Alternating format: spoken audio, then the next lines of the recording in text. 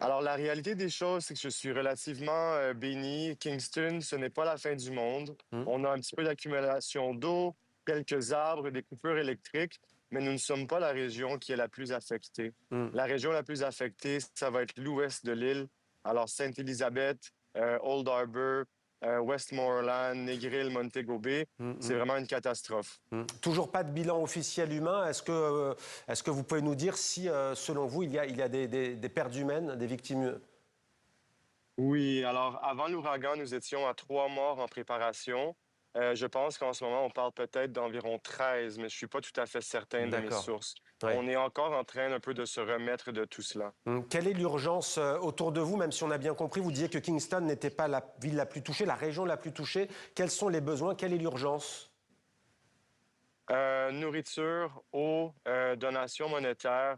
Il faut penser aux enfants, aux familles qui vont avoir besoin de couches, d'essence, d'électricité, de nourriture, d'eau. Alors, c'est vraiment ça ici en ce moment, dans les premiers 24 heures, qu'on va essayer d'amener aux familles et aux communautés jamaïcaines les plus touchées. Vous-même, vous avez commencé à vous mobiliser. On sent cet élan de solidarité.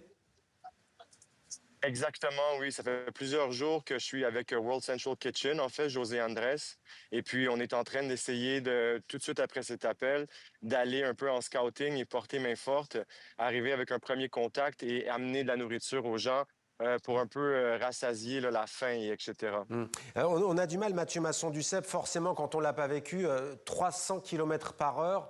Qu'est-ce que ça fait? Comment vous avez vécu ces heures, d'abord l'avant, mais surtout les heures, le moment où ces vents ont soufflé? Je vous dirais que c'est comme si nous conduisions une Ferrari et on met notre main à l'extérieur. L'eau, elle est tellement poussée violemment que, elle trouve une façon de s'infiltrer dans chaque petite crevasse d'un building ou d'un bâtiment. Et puis c'est là que ça devient un petit peu compliqué parce que il faut micro-gérer toute l'eau qui rentre malgré, même dans les nouveaux bâtiments. C'est relativement puissant la mère nature. Sincèrement, là, c'est impressionnant. Merci beaucoup, Mathieu Masson-Duceppe. Donc, chef cuisinier, je ne vous ai pas demandé votre maison à vous, à Tenu, et le restaurant dans lequel vous travaillez, à Tenu? En fait, moi, je suis chef personnel pour des Ouais, célébrités ici en Jamaïque. d'accord, Alors, en ce moment, j'ai pris congé de mon travail pour d'accord. pouvoir Ouais. porter main Et forte. la maison à Tenu, votre maison?